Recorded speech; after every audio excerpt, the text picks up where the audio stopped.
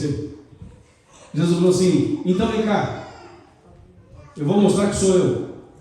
Pega a sua mão, coloca a mão aqui em mim, no meu corpo. Está vendo? Sou carne e osso. Um espírito não tem carne e osso, como vedes que eu tenho. E aí Jesus falou assim: e vocês não acreditam ainda, né? Estão tão impressionados, impactados, que não acreditam ainda. Pois é, então eu pergunto a vocês: tem alguma coisa para comer? Jesus pediu comida depois da ressurreição, para mostrar o que? Era Ele mesmo, de carne e osso, só que glorificado, ressurreto. E assim vai ser com os que ressuscitarem na volta de Jesus. Amém. Irmãos, não é emocionante saber disso? Não é maravilhoso saber disso? Saber que o pecado judia da gente, a gente envelhece, a gente pega doença, a gente fica com uma série de problemas e vem a morte. Mas Jesus diz assim: eu vim para salvar você e vou dar a você uma vida eterna, e você será perfeito, perfeita para sempre. Essa é a promessa de Deus aqui. Agora vejam só o que diz a Bíblia ainda nessa linha de pensamento. Veja só, vamos abrir a Bíblia agora em João, no Evangelho de João, no capítulo 11. Evangelho de João, capítulo 11, versículos 26 e 27. Perdão, 25 e 26. Evangelho de João, capítulo 11, versículos 25 e 26. Esse texto é extraordinário. Repetindo, Evangelho de João, capítulo 11, versos 25 e 26. Diz assim a palavra de Deus: disse-lhe Jesus: eu sou a ressurreição e a vida. Quem crê em mim, ainda que morra, viverá. E todo aquele que vive e crê em mim não morrerá eternamente. Crês isto? Sim, eu creio. Nós cremos. Então Jesus, ele falou essas palavras naquele cemitério, diante da ressurreição de Lázaro. Jesus então falou essas palavras, dizendo que Ele é a ressurreição e a vida. Agora vamos tentar tirar o medo da morte. Não vamos tirar totalmente, mas pelo menos você vai entender uma coisa hoje, que você nunca mais vai ficar apavorado como a gente sempre ficou. Eu não quero morrer, vocês não querem morrer, nenhum de nós quer morrer. Mas você sabe qual que é, sabe quanto tempo vai passar entre a sua morte e a sua ressurreição? Porque veja, o meu pai já morreu. O meu pai morreu já faz um bom tempo. Para mim faz um tempão já que ele morreu. E você já perdeu alguém da sua família ou dos seus amigos, e talvez já se passaram anos. O avô, a avó, o bisavô, a bisavó, sei lá, alguém que você perdeu. O tempo não passa para quem morre, o tempo passa para quem está vivo. Então é assim, eu estou pregando para vocês aqui, certo? Se eu morrer agora, se eu cair aqui e morrer agora, eu fecho meus olhos, ali eu morri.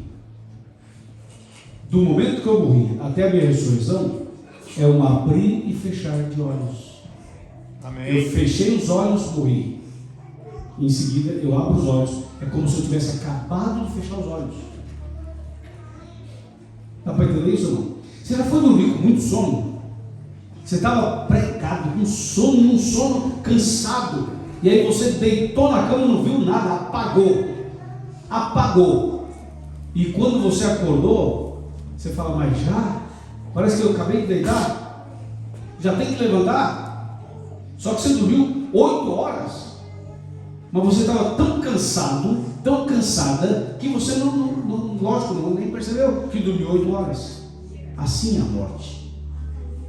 Quando chegar a sua hora e a minha hora, a gente não sabemos como nós vamos morrer, mas de um jeito ou de outro, você vai fechar os olhos pela última vez. E quando você fechar os olhos pela última vez e der o último suspiro e morrer, ali parou tudo, a sua vida para ali. E é como se você fosse dormir com muito sono e em seguida escutasse a trombeta. Amém. O som da trombeta. Então a morte tortura os vivos e não o que morreu.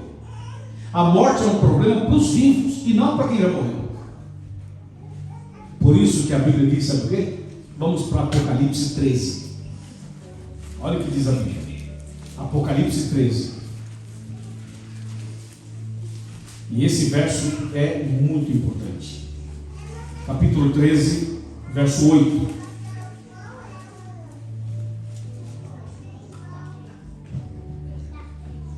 Apocalipse capítulo 13. Na verdade, não é o verso 8. Deixa eu ver aqui. Não é o verso 8. Vamos, só vou corrigir aqui, tá? Apocalipse capítulo 13, não é o verso 8. Vou só conferir aqui. Bem-aventurados os que morrem no Senhor. Está aqui só mais um segundinho para eu pegar aquele texto. Apocalipse, me fugiu o texto, mas nós vamos já pegar o texto aqui. Apocalipse capítulo 13. Vamos achar esse texto. Alguém vai me ajudar aí, por favor?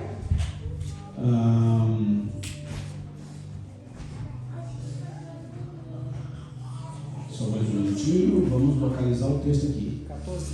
14:13, obrigado. Eu ia falar 13:14, mas é 14:13. Apocalipse 14, verso 13, isso mesmo. É isso mesmo, pastor? 14:13? É isso mesmo, 14:13. Apocalipse 14, verso 13. Mas depois a gente vai ter que ler o que eu havia citado, porque ele vai fazer essa ponte para amanhã. O verso 8 que eu tinha citado vai ser a ponte para amanhã. Apocalipse 14, verso 13, que diz assim: então ouvi uma voz do céu dizendo: escreve, bem-aventurados os mortos que desde agora morrem no Senhor. Sim, diz o Espírito, para que descansem de suas fadigas, pois as suas obras os acompanham. Eu ficava pensando nesse texto assim muitas vezes, né? Por que bem-aventurado quem morre? Mas não é quem morre, é quem morre no Senhor. O que é morrer no Senhor? Pode falar, o que é morrer no Senhor? Muito bem, morrer no Senhor é morrer salvo. Morrer no Senhor é morrer preparado. Morrer no Senhor significa que a pessoa foi fiel a Deus, e quando morreu, morreu no Senhor. Felizes os que morrem no Senhor. Agora, se felizes são os que morrem no Senhor, como classificar aqueles que morrem longe do Senhor? São infelizes. E diante dessa grande revelação de hoje, eu pergunto: se nós morrêssemos hoje, morreríamos salvos ou perdidos? Essa é uma pergunta para reflexão. Se nós morrêssemos hoje, morreríamos salvos ou perdidos? Pense um pouquinho nisso. E tem mais uma coisa: quando é que vamos morrer? Ninguém sabe. A gente pode morrer a qualquer momento. E não morrem somente as pessoas de mais idade, morrem também pessoas novas, pessoas jovens. Então, como nós não sabemos quando vamos morrer, a pergunta é: quando é que nós devemos tomar uma decisão por Cristo? Agora, porque a gente não sabe o que vai acontecer amanhã. Então agora é o momento de tomar a decisão. E é por isso que todas as vezes que nós pregamos, nós fazemos um apelo. Porque o apelo é o seguinte: já imaginaram vocês se nós frequentássemos a igreja a vida inteira, aí Jesus volta e você não vai para o céu? Seria uma tragédia. Então Jesus está nos chamando para uma reflexão. Existem na Bíblia 3 acontecimentos que são certos, mas que Deus não revelou o dia, nem a hora, nem o mês, nem o ano para nós. O primeiro acontecimento é o dia da nossa morte. Sabemos que um dia iremos morrer, mas quando? Ninguém sabe. O segundo acontecimento é o dia do fechamento da porta da graça. A porta vai se fechar, mas quando? Ninguém sabe. E o terceiro acontecimento é a volta de Jesus. Jesus vai voltar, mas quando? Ninguém sabe. Por isso, meus irmãos, a palavra de Deus diz assim: hoje, se ouvirdes a sua voz, não endureçais o vosso coração. A palavra de Deus chama exatamente para isso. Se nós ouvirmos a voz de Deus, não podemos endurecer o coração.